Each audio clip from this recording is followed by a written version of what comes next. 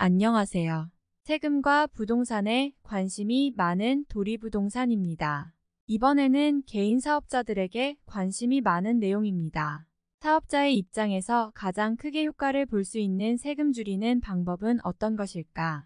단순하게 생각하면 비용 처리를 얼마나 잘하느냐에 따라 많이 달라진다고 말할 수 있어요.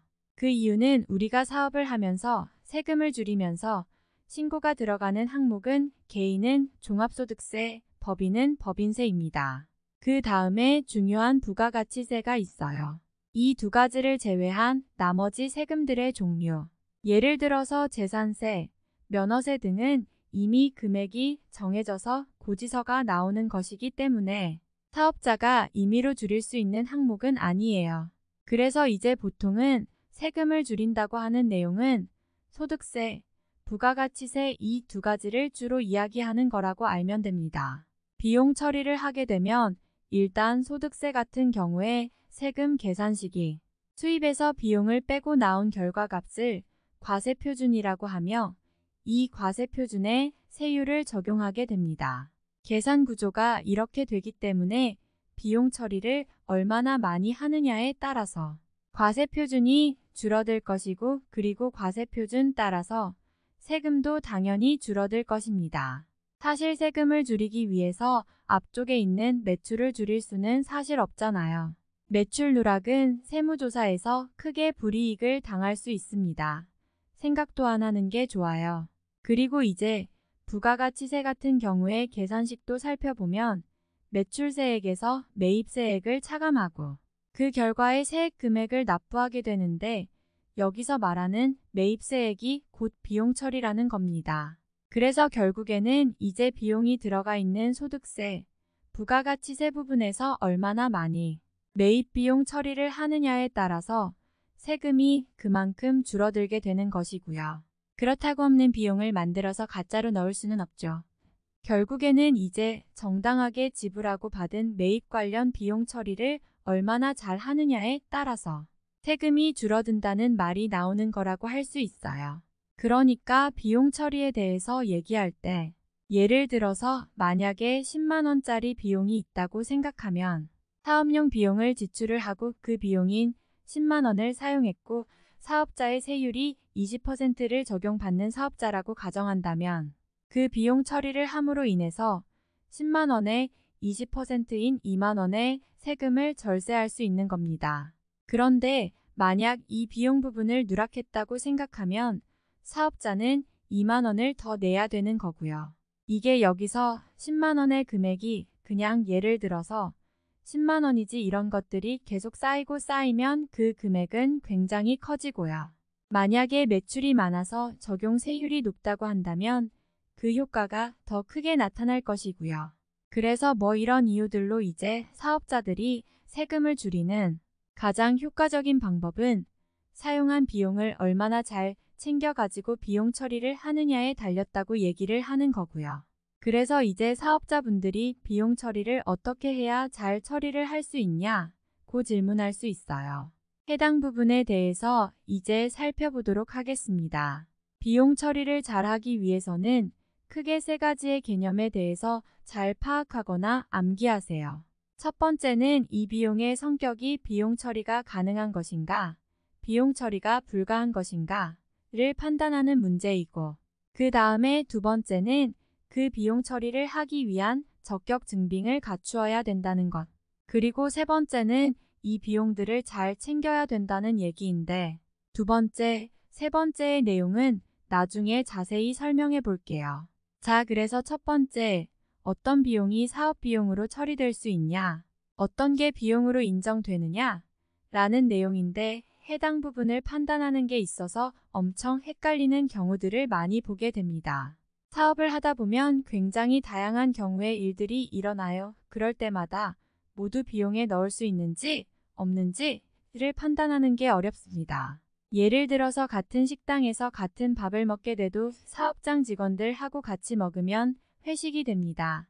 이러면 이제 복리후생비 쪽으로 들어가고 그런데 똑같은 식당에서 밥을 먹는데 내가 가족들하고 사적으로 먹었다. 이러면 뭐 비용 처리할 수 없는 거죠. 그래서 이게 영수증은 똑같지만 이게 과연 비용 처리가 되는 것이냐, 안 되는 것이냐를 두고서 이제 판단에 문제가 있는데요. 이럴 때 가장 큰 원칙은 같은 식사라도 성격상 사업성이 있냐, 없냐 라는 것을 제일 먼저 판단을 해야 됩니다.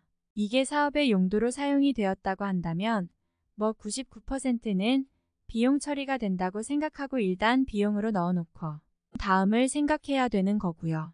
반대로 사적으로 사용했다. 이러면 당연히 비용 처리할 수 없으니까 그 비용에 대해서는 빼놓고 생각을 해야 되는 거겠죠. 그리고 이제 또 하나 생각해야 되는 것은 내 돈이 아닌 잠시 보관 중인 돈이 나갔을 때는 비용이 아니다 라는 겁니다. 무슨 얘기냐 하면 예를 들어서 직원들 급여를 주면서 그 급여에 4대 보험, 소득세 등의 일정 금액을 원천 징수를 합니다.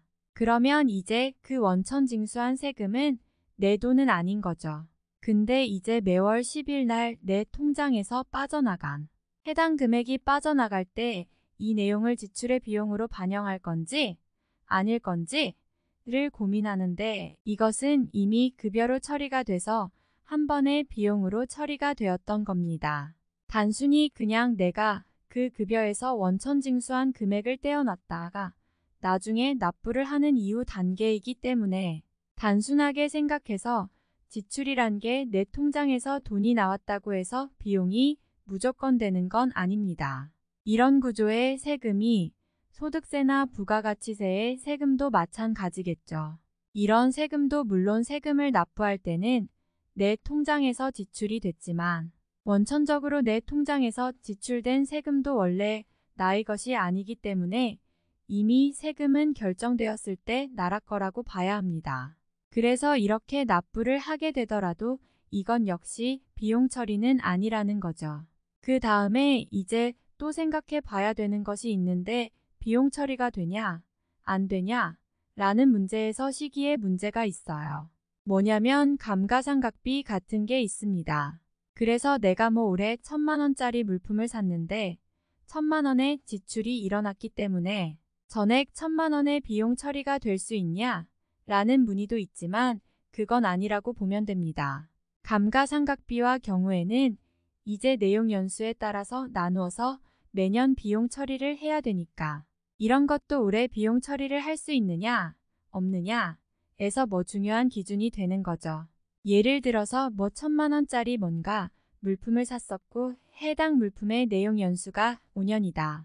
그러면 올해 1,000만 원에 대해서 비용 처리는 안 되고 5년 동안 나눠 가지고 1년에 200만 원씩 나눠서 비용 처리를 해야 되는 거죠. 따라서 올해는 1,000만 원이 아니라 200만 원만 비용 처리가 가능하다는 판단도 해야 됩니다. 그래서 세 가지의 개념 중 첫 번째의 비용 처리가 되는지 안 되는지의 판단의 문제를 살펴보았어요. 정리하자면 비용 처리를 하려면 해당 지출건이 사업과 연관성이 있는지 살펴봅니다. 두 번째는 원래부터 내 거였으면 지출했을 때 그게 비용 처리가 되는 거고 그게 아니라면 이제 비용 처리할 수 없는 거고요. 세 번째는 이제 비용 처리할 수 있는 시기를 판단해야 되겠죠. 비용 처리를 할 수 있는 시기를 판단해야 하며 올해 비용으로 처리할 수 있느냐 아니면 내년으로 미뤄야 되냐 이런 문제가 있고요. 그래서 이런 세 가지 정도는 기억을 하고 계시다가 이게 비용 처리를 할 수 있는 가능성이 있느냐 없느냐를 판단하실 때 그 기준으로 삼으면 되겠습니다. 읽어주셔서 감사합니다. 구독과 좋아요 부탁드립니다.